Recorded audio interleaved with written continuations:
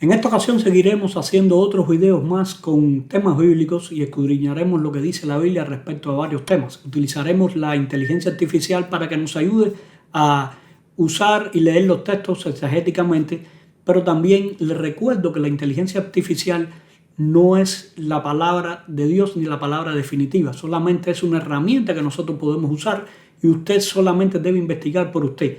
Las preguntas que yo les hago, hágasela usted mismo y trate de responderla con la palabra de Dios. Vamos a hablar sobre el tema del rico y Lázaro.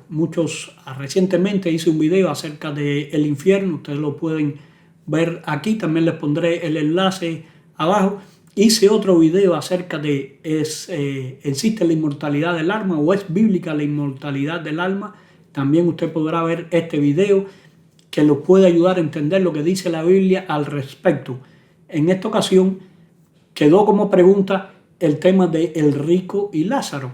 Cuando Cristo dijo la narrativa del rico y Lázaro, ¿a qué se estaba refiriendo? ¿Apoya esto el hecho de que exista después de la muerte, después que alguien muere, un lugar donde van los santos, los justos, y otro lugar donde van aquellos que son malos? Vamos a comenzar nuestra conversación. Hola, en esta ocasión queremos seguir hablando acerca de temas bíblicos, pero quiero que me trates como un nuevo usuario. Nada de lo que hemos hablado anteriormente, tenlo en cuenta, pero quiero que solamente respondas con la Biblia, estrictamente con la Biblia. La pregunta que vamos a hacer en esta ocasión es acerca del tema del rico y Lázaro, de la narrativa que hizo Cristo acerca del rico y Lázaro.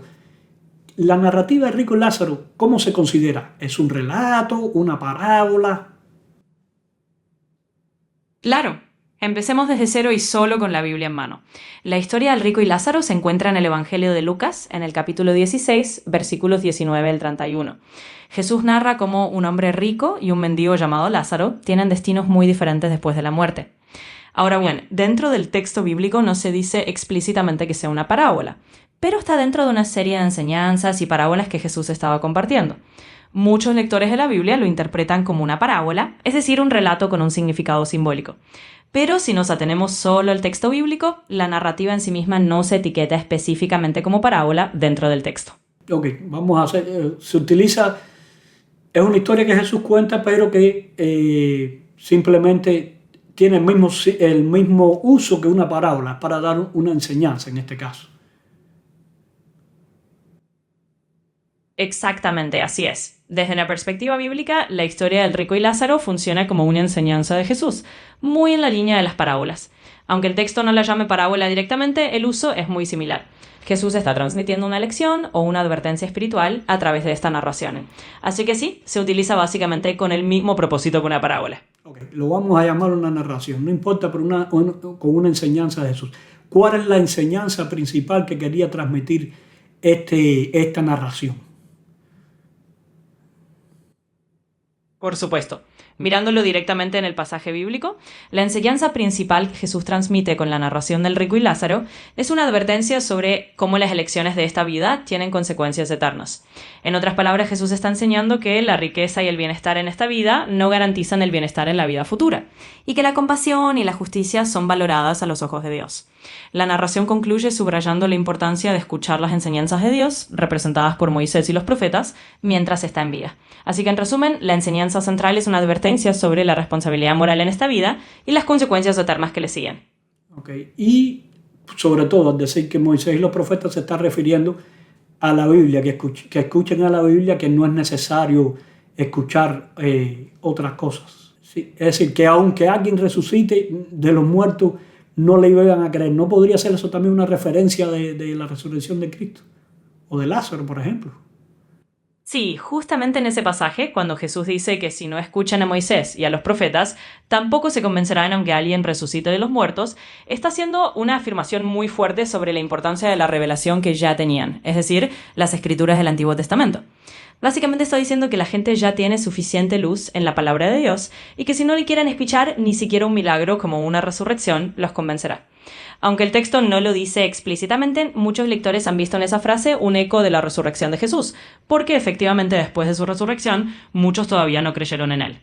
También se puede pensar en la resurrección de Lázaro, el amigo de Jesús, donde algunos creyeron y otros no.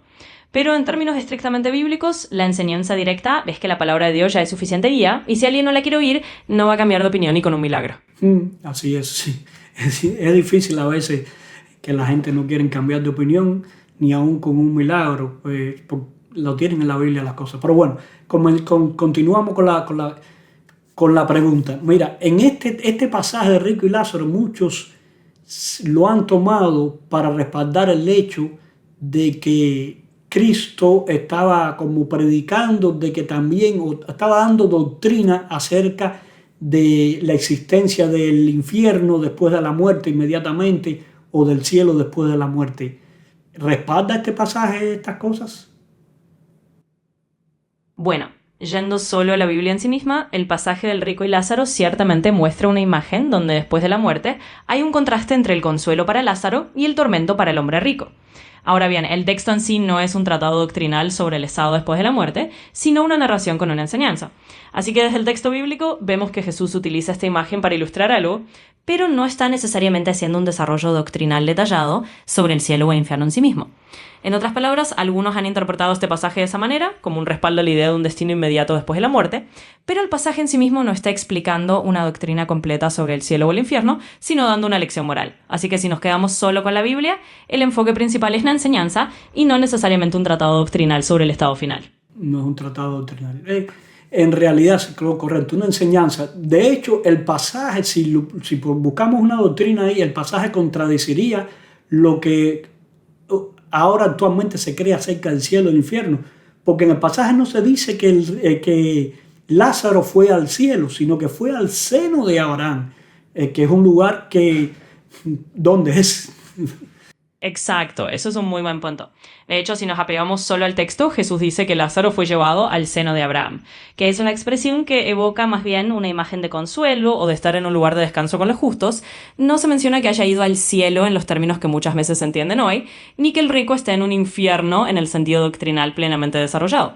Es simplemente la imagen que Jesús usa en esta narración para ilustrar un punto, y no un mapa teológico detallado del más allá. Así que tienes razón, si uno intentara construir toda una doctrina solo de este pasaje, se toparía con esas diferencias. Jesús está usando un lenguaje figurado y familiar para su audiencia, y la enseñanza principal no es describir con exactitud el cielo o el infierno, sino dar una lección moral sobre escuchar la palabra de Dios y vivir de manera justa. Si nosotros nos apegáramos al texto para sacar la doctrina, por ejemplo, hay muchas contradicciones con lo que se cree hoy en día.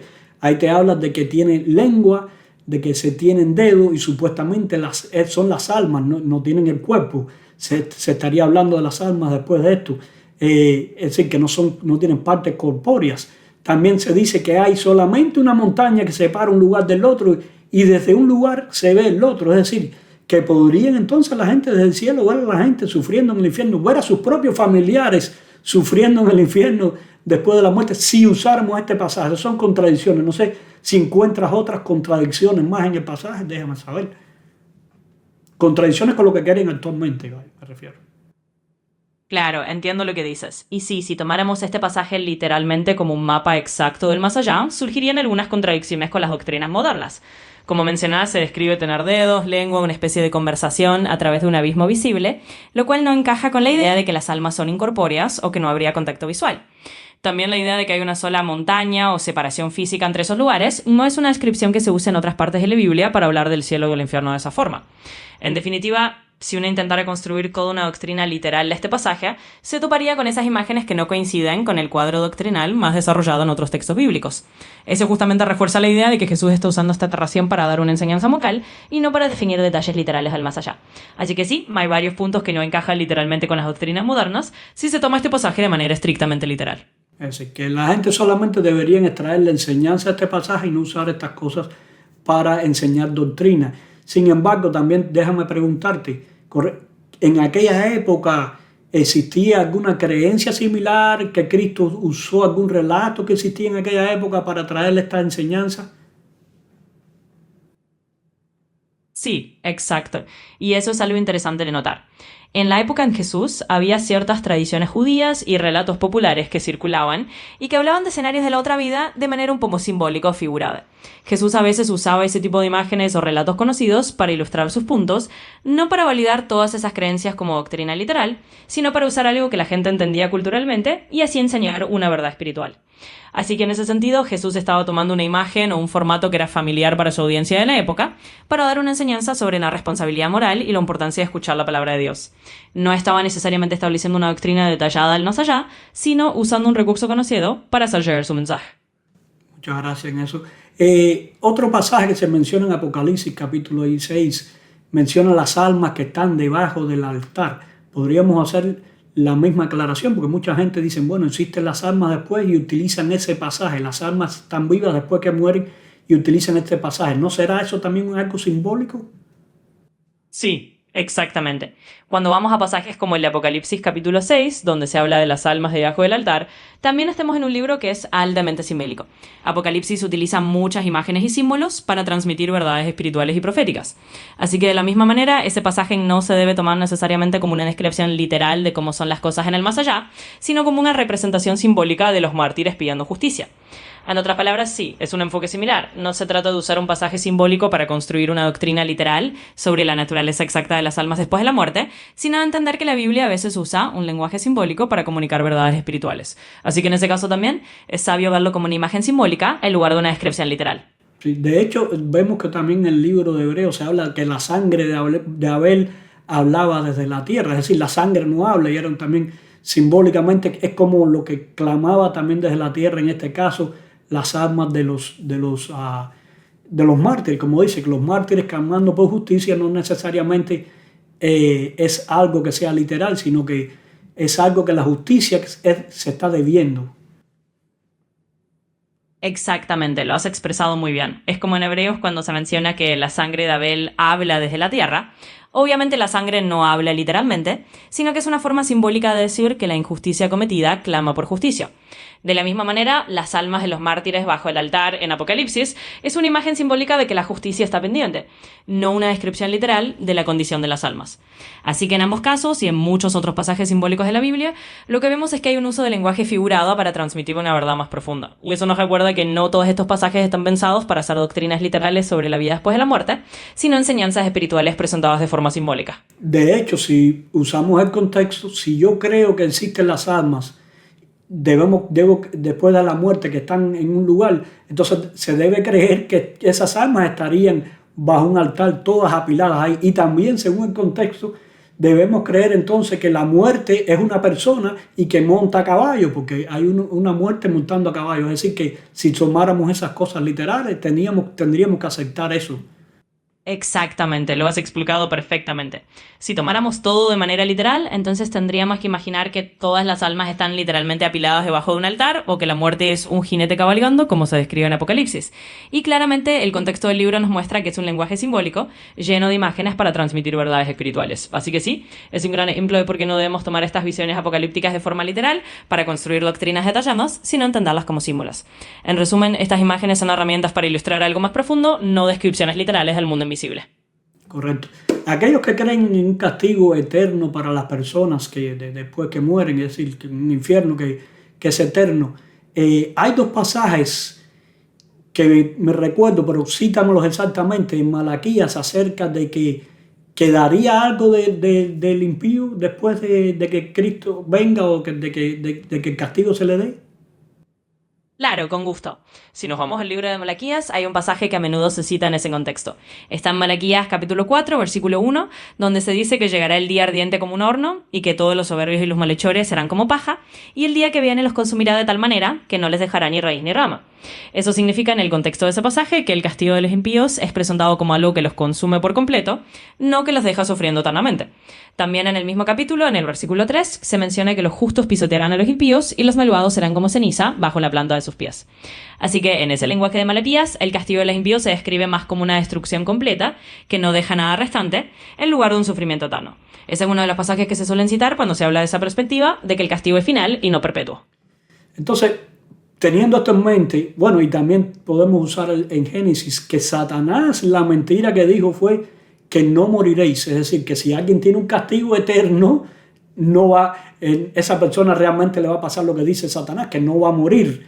Entonces Satanás estaría diciendo verdad. Pero Dios dijo que sí morirían, que es decir, que perecerían totalmente. Exactamente, esa es otra forma de verlo. Si uno toma en cuenta el relato de Génesis, la mentira original de la serpiente fue decir no moriréis, mientras que Dios había dicho que la consecuencia del pecado era la muerte. Entonces, si se enseñara que los impíos tienen un castigo eterno y nunca realmente dejan de existir, de alguna manera se estaría alineando con esa idea de que no mueren del todo. En cambio, la enseñanza bíblica en muchos pasajes es que el castigo final es la destrucción completa, la muerte definitiva, que es lo contrario a la idea de un sufrimiento eterno. Así que teniendo esto en mente, se puede ver cómo hay una coherencia en la idea de que la muerte realmente significa cesar de existir y no una existencia interminable en sufrimiento. Es una perspectiva que muchos encuentran más coherente con la idea de que Dios es justo y que el pecado lleva a la muerte, no una vida eterna en tormento. Bueno, sí, sabemos que va a existir un castigo, pero claro, no va a ser eterno, va a tomar solamente un tiempo, según lo presenta ahí Apocalipsis 20 y 21. Pero mirando esos pasajes, ahí en Apocalipsis se menciona que el humo de su tormento sube por los siglos de los siglos, usando los términos griegos. ¿Quiere decir esto que serían castigados eternamente por los siglos por los siglos? ¿O querría decir esto que el castigo tendría una consecuencia eterna, que subía por los siglos y ya? Sí, esa es una muy buena pregunta y es algo que a menudo surge. En Apocalipsis, cuando se habla de que el humo de su tormento sube por los siglos de los siglos, se está utilizando un lenguaje muy simbólico, como es típico del libro de Apocalipsis. En la Biblia, esa expresión de por los siglos de los siglos a veces se usa para hablar de las consecuencias eternas de algo, no necesariamente de un tormento consciente que nunca termina. Es decir, el humo que sube por siempre puede simbolizar que el resultado de ese juicio es definitivo y eterno en sus efectos, no que las personas estén siendo castigadas sin fin. De modo que en ese contexto muchos entienden que el lenguaje apocalíptico está diciendo que el castigo tiene un resultado eterno, no que el acto de sufrir se prolongue para siempre. En otras palabras, el castigo es definitivo y sus efectos son permanentes, pero no implica que haya un sufrimiento sin fin, sino un fin definitivo. Si mal no recuerdo, hay algo similar que menciona acerca de los que vivieron en Sodoma y Gomorra, que también que dice que fueron castigados, pero en el castigo eterno, sufrieron el castigo eterno. Que cítame el pasaje ese, por favor, para repasarlo y para ver si se pudiera aplicar también, porque sabemos que Sodoma y Gomorra no están ardiendo hasta el día de hoy. Claro, ese pasaje al que te refieres está en la carta de Judas, en el versículo 7. Allí se menciona que Sodoma y Gomorra y las ciudades vecinas sufrieron el castigo de un fuego eterno, poniéndose como ejemplo. Pero como bien dices, esas ciudades no están ardiendo hoy, así que no se trata de un fuego que sigue quemando sin fin. Lo que eso significa en el contexto bíblico es que el fuego eterno es un fuego cuyo resultado es eterno. En otras palabras, el castigo de Sodoma y Gomorra fue total y definitivo, y el efecto de ese juicio es permanente. Pero no quiere decir que esas ciudades están ardiendo por siempre, sino que el juicio que recibieron es un ejemplo de una destrucción que tiene consecuencias eternas. Así que sí, ese pasaje también se entiende de manera similar. La eternidad se refiere a la consecuencia final y no un sufrimiento que nunca termina. Como les dije, busquen en la Biblia, lean en la Biblia, estudien y profundicen ustedes mismos, comparen un pasaje con otro. A veces hay pasajes que nos lo enseñan de una forma, o la creencia popular lo dice de una forma. Lea el contexto, ahí usted claramente lo va a ver. Vieron la conversación que tuve, tenga usted esa misma conversación consigo mismo. Busque las preguntas que he hecho y las respuestas, aplíquelas al texto bíblico y a los pasajes que hemos citado aquí también. A veces le pregunto a ella como si no supiera para que me lo relate y que se lo dé a usted el pasaje que yo tengo en la mente. Que el Señor los bendiga y también pongan sus comentarios acerca de este asunto y otros más. De hecho, este tema que tuve hoy fue acerca de unos comentarios que se pusieron al respecto y podemos ampliar y lo puede ayudar a usted a profundizar en sus estudios de la Biblia y en su conocimiento espiritual. Que el Señor los bendiga y nos vemos en otro video.